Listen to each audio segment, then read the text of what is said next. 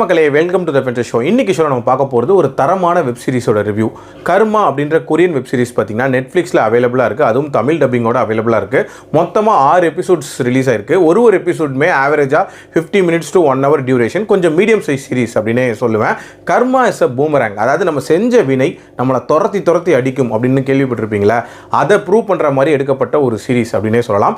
இந்த series 6 நபர்களோட life எப்படி ஒரு ஆக்சிடென்ட்டோட கனெக்ட் ஆகுது அண்ட் இந்த 6 பேருக்குள்ள இருக்கக்கூடிய காமன் கனெக்ஷன்ஸ் அப்படின்ற மாதிரி செல்லக்கூடிய ஒரு கதை. ஆக்சுவலாக இந்த சீரிஸோட ஸ்டார்டிங்லேயே ஒரு ஃபயர் ஆக்சிடென்ட்டாக காட்டுறாங்க. அதுலேருந்து ஒரே ஒரு நபர் மட்டும் பொழைக்கிறாரு, அதுவும் பாதி எரிஞ்ச நிலையில் இருக்கிறாரு. அவரோட பேர் தான் வந்து பார்க். இந்த பார்க்கை பார்த்துட்டு இவங்களுக்கு ட்ரீட்மெண்ட் கொடுக்கக்கூடிய ஒரு லேடி டாக்டர் வந்து பயங்கரமாக ஷாக் ஆகுறாங்க. ஸோ அவங்களுக்கும் பார்க்குக்கும் என்ன சம்மந்தம் அப்படின்றது ஒரு தனி கேள்வியாக இருக்கும். அப்படியே கட் பண்ணால் பார்க்கோட லைஃப்பை காட்டுறாங்க. அவரை பொறுத்த வரைக்கும் கேம்பிளிங் பண்ணிக்கிட்டு அண்ட் பிட்காயினில் இன்வெஸ்ட் பண்ணி எப்படியாவது காசு எடுக்கணும் அப்படின்ற மாதிரி யோசிச்சுட்டு இருப்பாரு. ஏகப்பட்ட கடன் வாங்கியிருப்பாரு. அந்த மாதிரி கடன் கொடுத்த ஒரு நபர் இருக்கார்ல, அதாவது பொதுவாக கடன் கொடுத்துட்டா வந்து கிட்னி எடுத்துருவேன் இல்லை கண் எடுத்துருவேன் சும்மா மிரட்டுவாங்கல்ல, உண்மையிலே பண்ணக்கூடிய ஒரு டெரரான ஆள் அப்படின்னே சொல்லலாம். ஸோ 30 நாள் டைம் கொடுத்துருப்பாரு. அதுக்குள்ளே பார்க் அந்த கடனை கட்டணும் அப்படின்ற மாதிரியான ஒரு சூழ்நிலை இருக்கும்.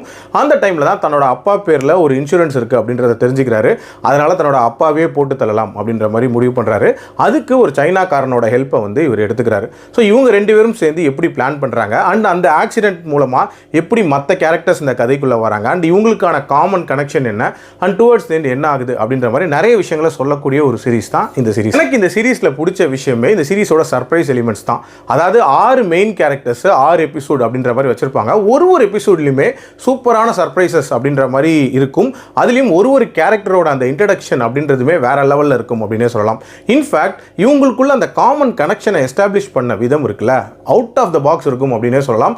அற்புதமான ஒரு ரைட்டிங். அதே மாதிரி இந்த சீரிஸ் பயங்கர அன்பிரடிக்டபிளா இருந்துச்சு. எந்த கேரக்டருக்கு என்ன நடக்க போகுது அப்படின்றதும் நம்மளால கெஸ் பண்ணவே முடியல. அண்ட் 6 எபிசோட்ஸ்க்குள்ள இதை சொன்னதுக்கும் ஒரு மிகப்பெரிய பாராட்டுகள். ஏன்னா பயங்கர கிறிஸ்பா இருந்துச்சு அண்ட் ஆல்சோ நல்ல கிரிப்பிங்கா போச்சு அப்படின்னே சொல்லலாம். ஓவரால் மேக்கிங் வைஸ்மே சூப்பரா இருந்துச்சு. ஒரு பயங்கர ஒர்த்தியான ஒரு வாட்சா எனக்கு ஃபீல் ஆச்சு அப்படின்னே சொல்லலாம். இந்த சீரிஸ்ல பிரச்சனைகள் அப்படின்னு பார்த்தீங்கன்னா என்ன பொறுத்த வரைக்கும் எதுவுமே இல்லை அப்படின்னு தான் நான் சொல்லுவேன். மேபி நீங்க கேட்கலாம், இந்த 6 பேருக்குள்ள இருக்கக்கூடிய கனெக்ஷனை கொஞ்சம் கன்வீனியன்ட்டா இவங்க யோசிச்சிருக்காங்களோன்ட்டு. பட் இந்த சீரிஸோட தீமே அதுதான். ஸோ என்ன பொறுத்த வரைக்கும் அது ஆடாவே தெரியல. அடல் கண்டென்ட்டை பொறுத்த வரைக்கும் இதில் கெட்ட வார்த்தைகள் இருக்கு, அடல் சீன்ஸ் இருக்கு, பிளட் ஷெட் இருக்கு. ஸோ இது ஸ்ட்ரிக்ட்லி ஃபார் அடல்ட்ஸ் தான். பட் இருந்தாலும் கண்டிப்பாக நீங்கள் மிஸ் பண்ணாமல் பாருங்க. ஏன்னா ஒரு ஒர்த்தியான ஒரு சீரிஸ். என்னோட ரேட்டிங் இந்த சீரிஸ்க்கு 4 out of 5. எனக்கு நல்லாவே ஒர்க் அவுட் ஆச்சு. உங்களுக்கும் இதே மாதிரி ஒர்க் அவுட் ஆச்சு, நல்ல ரெக்கமெண்டேஷனாக இருந்துச்சுன்னா கண்டிப்பாக கமெண்ட்ல பதிவு பண்ணுங்க. மீண்டும் அடுத்த விமர்சனத்தில் சந்திக்கிறேன். நன்றி.